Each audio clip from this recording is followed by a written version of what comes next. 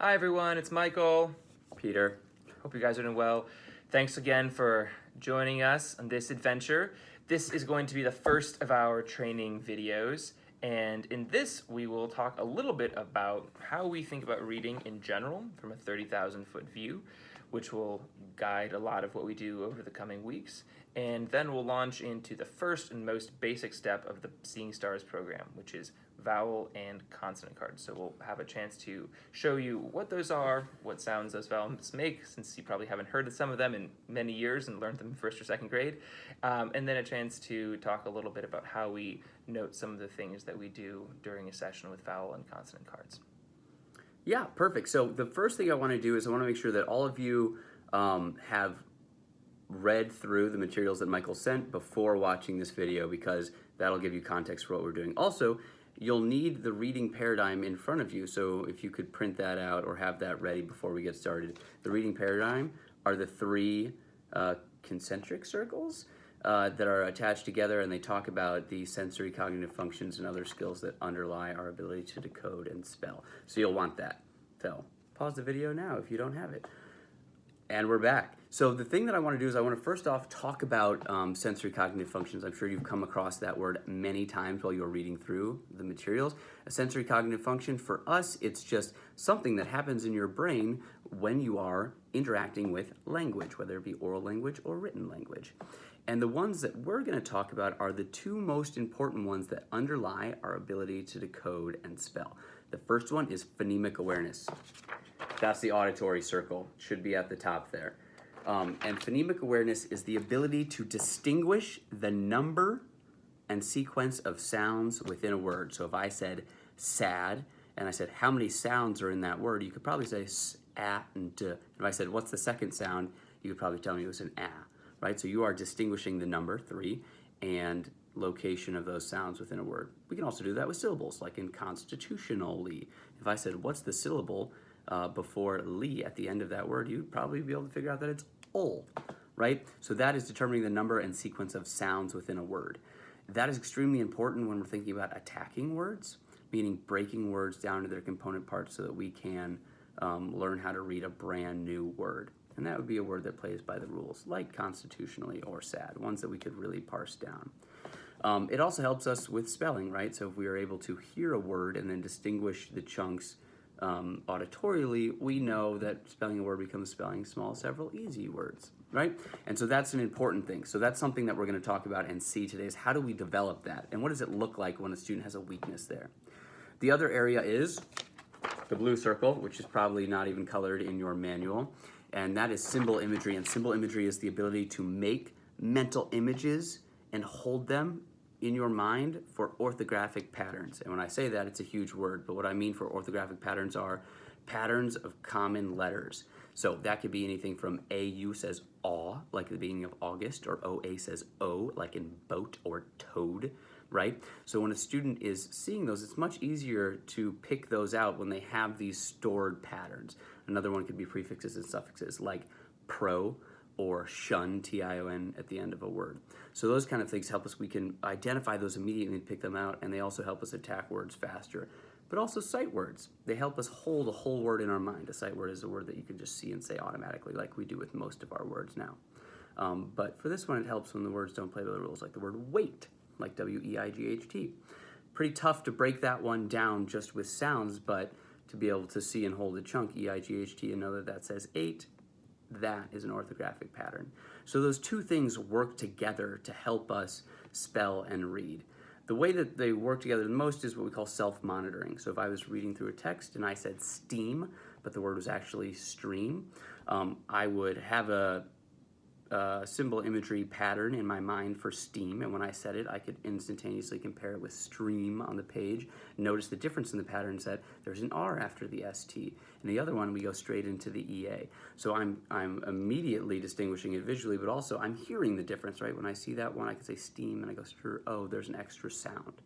With weaknesses in either or both of those, that's pretty much impossible to do. So a student that is reading along is not going to be monitoring their own mistakes. They're not going to know that they're making them. And if they think they might, they don't really know how to figure out whether that's true or not. So that's another thing that we're going to think about when we think about symbol imagery and phonemic awareness. Together, Those pair up with that third circle, which is contextual reading and vocabulary. And so we think about using this, when decoding or spelling a single word. And when we think about contextual reading, we have to do that with many words in sentences that stack up on each other, and there's syntax and there's vocabulary that comes into play. So we need to strengthen all of these areas to be able to read or spell in any way that's useful. And so today, that's just an intro. You've probably read all of that already in the manual with more detail, but we need to know why we're doing what we're doing today. And today we're doing vowel cards, in which we will be strengthening symbol imagery and phonemic awareness in terms of the smallest orthographic patterns we have in English. So I will now take a look at some of these vowel cards that we have. And so one thing to keep in mind when we're doing vowel cards is that our goal for all of the work we're doing, especially in the beginning, is to work at the intersection of phonemic awareness and symbol imagery. We're trying in all of our exercises and all the things that we're doing with students to be working on strengthening those individually, and then the intersection between the two where we really get that payoff. So our process, and you'll see this in many different things from this most basic level to the most complex level, is that we have lots of cards. So for instance, we have vowel cards. So here is an A. And what we do in order to strengthen a student's symbol imagery, rather than just showing them an A and have them say, A says ah, which is useful in terms of building phonemic awareness and that sound symbol imagery, is we want them not only to be able to see something and know what it says, but to store a mental picture for, in this case, the single letter, and to know what it says. So our process when we work with a student on day one is we'll put up a card that has an A on it, and we'll say, this is an A. It says ah. Let's air write it together. So air writing is one of those things that most directly is going to stimulate that symbol imagery, because what we'll do is we'll say, hey, we're going to put it up and then we're going to put it down. Make a picture in your mind for that letter A. For all of you who have been great readers for a long time, that might seem like an incredibly simple exercise. For some students that we work with, it's actually very difficult, and the idea that you can hold a picture for a letter or a series of letters in your mind without being able to look at it is a new and crazy idea for them. So in order to stimulate that, we practice it a lot. So we'll say, hey, here's an A, it says ah. The student may or may not know that, but even if they don't, we're going to practice all of these through. So we'll put it up, and then together we'll air it after we put it down. So that's an A, it says ah. Let's air it that. A says ah.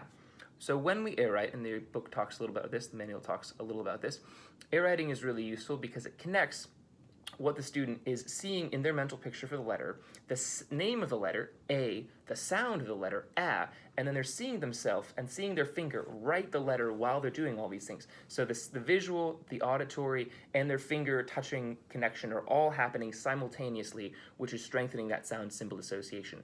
In this case, for that individual vowel sound. That will be true even for larger words we work on, but it's true at this most basic level as well. So at the beginning, we practice this over and over until those sound symbol associations are really strong. So that's what our process looks like. So what we're going to do now is quickly run through what the vowel sounds are. Most of them will be pretty straightforward, but some of them might be ones that are weirder and might need to think about. And when we actually practice, we want to make sure that we've said what they are so that you know what they are when you practice with us and then later on work with students. So we'll run through these relatively quickly, all the vowels and vowel combinations, and then some of the consonants and consonant blends we'll see more often to make sure that we've got a handle on those ones that are a little more obscure and a little less common. So to start with, we will have A says ah. E says eh. U says sorry, it's out of alphabetical order. O says ah. I says I. And then O says oo. I know that's two letters together. We think of this one as being so common that we put it with those first 5 short vowel sounds. The next set that we'll do are what we call the final E's. So these are the vowel sounds with an E after that. And the way that it is often talked about in typical teaching is that the A or the vowel sound will be long when there is an E that comes directly after it or when there's a consonant in between. The way that the language we'll use for that is that the E, in this case, will make the A say its name. So we would have a student air write, A, E says A. So that could be true in a word that has AE in it. There's not actually a lot of words in English that have an AE together, but in those cases, that would say A. But more commonly, when there is a consonant in between. So let's say in a word like ate or ale, in words like that, what we'll do is we'll say there's a final E, because the E is the last letter, and we'll say the E jumps whatever consonant comes in between and makes the vowel say its name. But initially, we'll simply learn it as being a vowel combination in which the E makes the A say its name. So AE says A, EE says E, UE says U, OE says O, and IE says I. The next set we'll look at are what we call vowel plus R. So each vowel sound makes a different sound when you put an R after it. And for some students, this is very familiar. For other ones, this is sort of a new idea. But we'll categorize these together, and this AR says R, like in car. UR says like in fur. OR says or, like in for. ER says like in her. And IR says like in sir. And one thing we usually do with the IR, ER, and UR is when we're teaching them to an actual student, we'll have those ones together and we'll say, these all say the same thing. ER, IR, and UR all say and sometimes we'll even show them one and then another and then confirm that, just from them testing it out and seeing if it works that way. But generally they're introduced together like that when we're introducing all of these three. The next set that we'll go through are three together, and so I'll show these three together, and we call these three, they're very common diphthongs, very common vowel combinations, and we call these, the rule for them is when two vowels go walking, the first one does the talking. So let me switch these around here so they're in alphabetical order. AI, EA, and OA. So in all of these, what we'll do is we'll say, when we see one of these three, we'll have the student think to themselves, when two vowels go walking, the first one does the talking. So in the case of the first one, in AI, the A does the talking, so AI says A, like in the word fail or paid. Similarly, in EA, the E does the talking, because when two vowels go walking, the first one does the talking. So EA says E, like in eat or in read. And then in OA, the O does the talking, like in road or boat. And one way to remember this, if you're trying to remember how to introduce these ideas, is to imagine a sailboat with a little guy standing on it with a fishing pole and a worm on the end of it going into the water. Can you imagine that? Great. So if you see the sail on the sailboat, that has an AI. What kind of thing is it? It's a boat which has an OA in it, and then the fish is eating the worms. We have an EA. So in one mental picture, you can remember the two vowels go walking. Remember, a final E is not a two vowels go walking. Yes, there are two vowels. Yes, the first one is saying its name, but those are not part of the, there's only three. The next set we'll do are two vowel combinations that say the same thing. So we have OI and OY. Both of these say oi, like in boy. OI says oi, like in boy. And OI says oi, like in soil. And we'll call any that are the same like that brother pairs, and usually we'll talk about them like that when we're introducing them to students. The next one like that is OW and OU, both of which will say ow, like in out, or ow, like in cow. And then finally, probably the most obscure and one of the ones that kids have the hardest time with because you don't see them as often, are another brother pair, AW and AU, both of which will say aw. So aw like in August or Paul, and aw like in saw. So that is all of the vowel combinations. Some of those you might know automatically, most of them probably do. A few of them might have been head scratchers, so ideally that will clarify any confusion. One thing to keep in mind is we know that in English there are lots of exceptions when those combinations or single vowels will say something different. The language that we'll use for that, when we get to that point, is we'll say a word doesn't always play by the rules, right? And sometimes a vowel is flexed. That's the language we use when it says something different than what it should, right? So the word like HEAD, you'd think would say heed, right?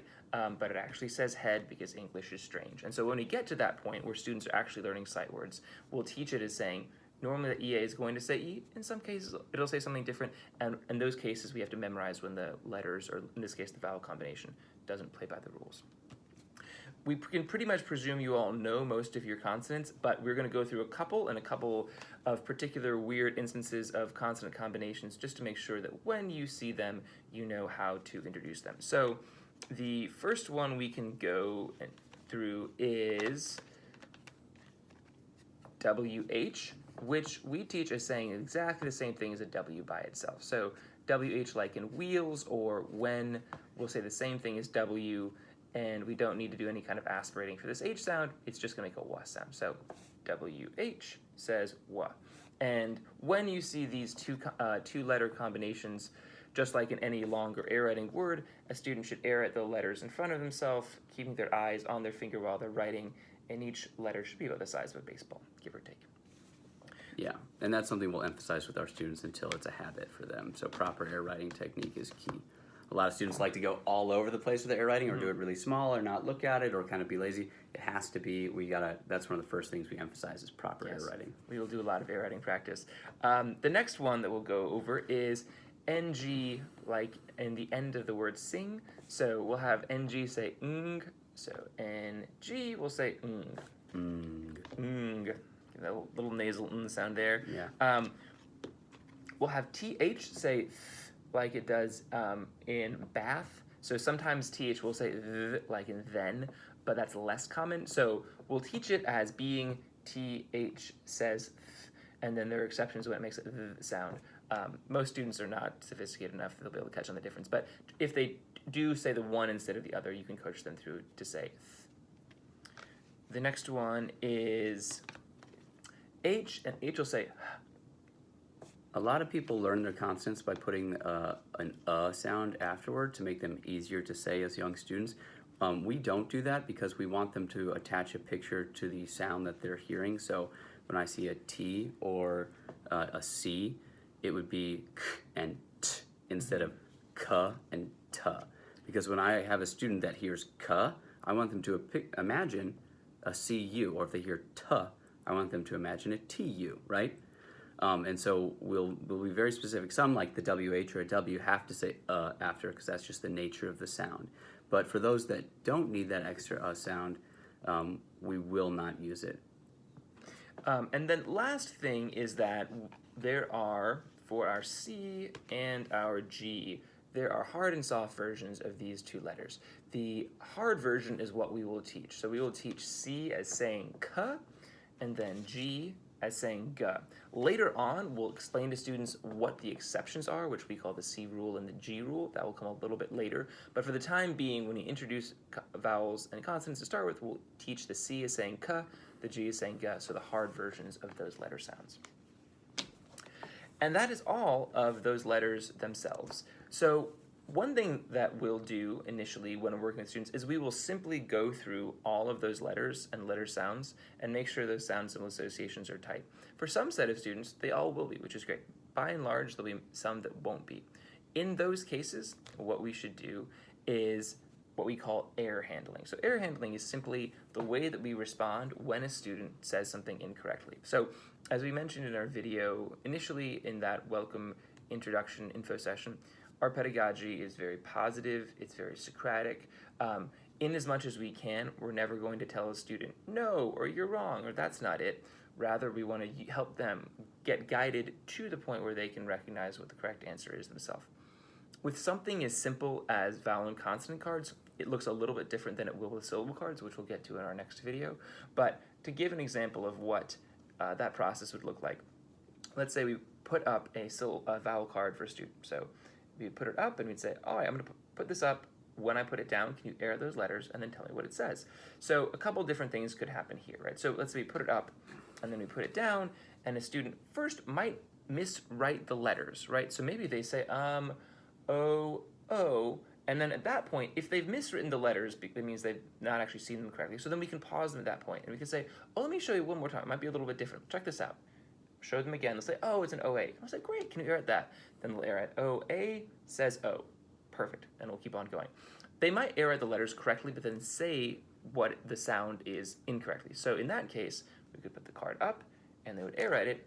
OA says ooh. And then what we do is we'd say, first praise whatever they're doing correctly. So in that case, the person arrowed it, said the letters correctly. Great, we can say that. Good job with that air writing. I picture OO says ooh. Let's see what our card was. And then we'll put the card up. And then sometimes the student initially on seeing the card will say, oh, right, OA says O. And then they'll just air it immediately. In which case, great. Then we're done with that air handling. But they might see it and say, I can't remember what that says. And if they're spinning their wheels like that, we'll just tell them. We'll say, oh, I picture OA says O. Let's air it together. So we'll put it up, put it down, and then air it OA A says O.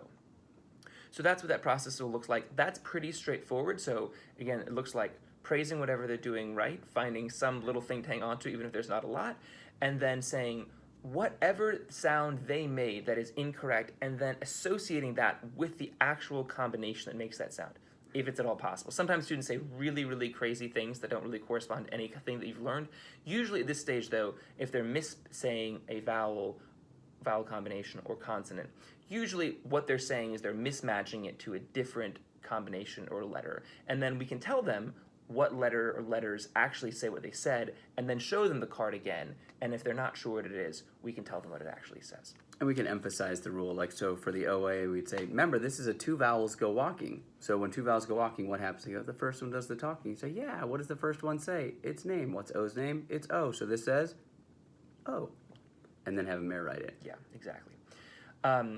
So that's what the process looks like for these vowels and consonant combinations, single vowels and combinations. One thing we'll do with students is that, again, because what we're trying to do is integrate the auditory and the visual sensory cognitive functions, is a lot of the initial steps will look like vowel cards and consonant cards. The flip side of that is when, instead of saying to a student the vowel letters, showing them a card of the letters on them, we will ask them what letters they picture for a certain sound. So we might say something like, what letters do you picture say O? And with the goal of them hearing that and then recognizing, okay, so there's an O, so it's either got to be that O-E or that O-A. So they'll pick one of those, they'll write it, O-A says O. And I'll say, great, good job. And then similarly, if they make a mistake with that, the air handling will look fairly similar to what we were doing before. So let's say we ask them, what letters do you picture say O? They'll take a second, maybe they'll say, O says O. And we might say, again, praising whatever they're doing well, good air writing, that was awesome air writing. I picture O is gonna say ooh, but I picture O-A is going to say O, or O-E. Remember that two vowels go walking, or that final E making that O say its name. And ideally they'll say, oh, that's right. And we'll say, can you pick one of those and air out that for me? And they'll say, oh, sure. O-A says O. So again, the air handling for that looks like when they air at the letters correctly, but then say the incorrect sound for that letters, we can tell them the actual letters that would go with that sound, and then tell them what letters really do go with the sound that we made. While we're doing this, and this will become somewhat more intricate as we go along, but part of the reason that these programs are really effective is that we are constantly noting what students are saying so that we're pacing them through the program in a way that's as efficient as possible. So in order to do that, we need to know what students are getting right in the moment and what they're not. And the process for this is called blue noting. So I might have mentioned this in the video that we did, the info session video, but when you see a student folder, it'll have two things when you open it up. On the left will be the paste sheet, which will be a yellow sheet of paper with the instructions of what to do. On the right-hand side will be blue notes, and the blue notes are where we note what they are actually saying in the moment. So initially, it's relatively straightforward. So what we'll have on the blue notes is first, what the letter or letters are that the student was given. So let's say this simply doing a OA vowel card. We put OA up. While we do that, we'd be writing OA on the blue notes. Peter is going to be doing this on the whiteboard here, and that would look like... Yeah, so I'm going to show you the heading of the exercise. So it'll look like what you'll see, and then we'll write how do we do blue notes on that. So if we were doing expressive, we would hold up a card, have them take a picture of the mental imagery, put it down, have them air write it and tell us what it says. That's expressive because they are expressing the sound. We'll talk about receptive in a moment. So if you were to open up your folder and see the yellow page, it would say something like this. It would say AW, that means air writing, vowel combos expressive. And I would list which vowel combos you would be practicing. And in terms of blue noting, not on the same sheet, but on the other blue sheet, if I were to show Michael that OA card, so I show it to him, first thing I'm going to do is I'm going to write down vowel combo OA. I've written it down. And then I'm going to put it down and see what Michael's response is, and that will determine what my next note is after writing down the OA. So let's pretend Michael gets it right, and he says, OA says O, I would do this. I would put a little plus. See that? See, I wrote OA and then I wrote a little plus. That means perfect. He did a great job in expressively giving me the sound and writing it in the air. Now, if he were to get the next one wrong, let's say I show him AU or something like that, I would hold up an AU, put it down, and he'd say, AU says ow. And I'd say, great job air writing that AU. When you say ow, I picture OU. So the first thing I'm doing is I'm writing a little minus sign at the top right corner of the AU I've already written, and in parentheses, I'm writing the sound that they made, which was OU. Could be an OW, OU, OW, both say ow, either one is fine. And so what that note looks like is this. So you can see it right here. We got our OA with the plus, got it right. We got OU that I wrote, or AU, I'm sorry. Got it wrong, minus, he told me ow, so I write phonetically the sound that Michael gave me that was incorrect in parentheses. So when I go back on my notes, I know which ones they're consistently getting wrong and for what reasons, like they're confusing it with a different one. And that's what we'll do. So for every single card we hold up, you'll be holding up, they'll be taking a picture, you'll be writing the response, and the initial combination that you were showing them. This is the same for vowel combinations, any letter card, whether it's just a consonant, P, T, whether it's a basic vowel or vowel combination, same thing, that's what the notes look like. That's for expressive. For receptive, it would look the same in the instructions. It would say air writing, vowel combos, but instead of EXP, it would say REC, and that stands for receptive. That means that the student is receiving into their ears, into their auditory processing system, they're receiving sounds. Our hope is that their mind will then generate a picture for those sounds, and then they'll be able to write that image in the air and tell us what it says. So for example, if Michael was my student and I said, Michael, what letters do you picture when I say aw? If I was doing it correctly, I might say something like AU says aw. Perfect. And in my writing, I would have an AU written, and then I put a little plus there, just like before when he got it correct. Now, one thing to keep in mind is that we have to use very specific language when we're doing receptive. We have to say, what letters do you picture, or what letters do you see, right? So we call it driving the sensory bus, constantly stimulating their ability to create imagery by using specific language. So we don't want to say, what letters say aw, right? That doesn't work. What letters do you see when I say aw is the correct way to do it. Another way we would do it is if I said, hey, Michael, what letters do you picture when I say, or what letter do you picture when I say, and Michael might make a mistake. O says And I had great air writing. I love how you put it right up close to your eyes and you watch your finger the whole time. That was awesome. When you write O, I picture that says ah, because O says ah when it's by itself. Now, our sound was That would be a U, because U says Can you do that one for me, Oh, Michael? that's right. So U says Perfect. So what I have here is I have written on my notes, and I'll show you this real quick. I have a U that I've written down, incorrect, so I put a minus, and then as soon as I heard them say, you said O, right? Yeah. So I've got a U with a minus sign on the right, and I've got an O. Now that's bigger than it would be, right? You'd be putting them all next to each other and keeping them relatively small to fit on the page, but so you can see it, I did that. And one other point to note with noting is that besides getting something right the first time and getting something wrong, the other third option is that sometimes students will self-correct. And that is awesome and very exciting, because so much of what we're trying to do is getting students to the point where they're self-monitoring themselves and eventually self-correcting. So when that happens, first, tell them they're doing a great job and praise that. But secondly, when we're noting that, what we'll do is we'll have a plus sign with a little circle around it. And that lets us know that, for instance, let's say a student, I'll put her up and down, maybe a student said, OA says ooh. Oh wait, no, it's O. Then he'd say, great, good job, it does say O, perfect. And we give them lots of bonus stones and praise that, because that's a really important moment to be able to self-monitor and self-correct. And the way we'll note that is saying OA on the whiteboard or blue notes with a plus sign with a circle next to it. And if you're wondering why we do that sign, it's like, if I was writing an OA and then Michael said, ooh, I immediately put a minus there because it was wrong. But then he self-corrected. It's really easy to go from a minus to a plus with a circle, because I just put another line and I circle it, right? So that allows you to be taking notes in the moment, but also adjust your notes for the self-correction. Mm-hmm. And that also, when we are going back through and looking over the blue notes, it helps us as we see where students are, because the difference between a student who's getting 20 things right with pluses all by themselves is very different than a student who's getting 10 things right with pluses and then 10 things that are self-correcting. It lets us know in the second case that things are still a little bit unstable and we probably pace the student differently through the programs. Definitely. And just a reminder, because I was really small in writing it, I will show you what that looks like. So we got an O with a plus with a circle around it. So it really just looks like that. And I think that is all for this video on vowel and consonant cards and on air writing vowels and consonants. We will be working with small little words next time, building on these same basic foundational steps, but that is for the next video. So thanks so much for taking the time today. We really appreciate it, and we're looking forward to practicing these techniques with you guys soon. Awesome.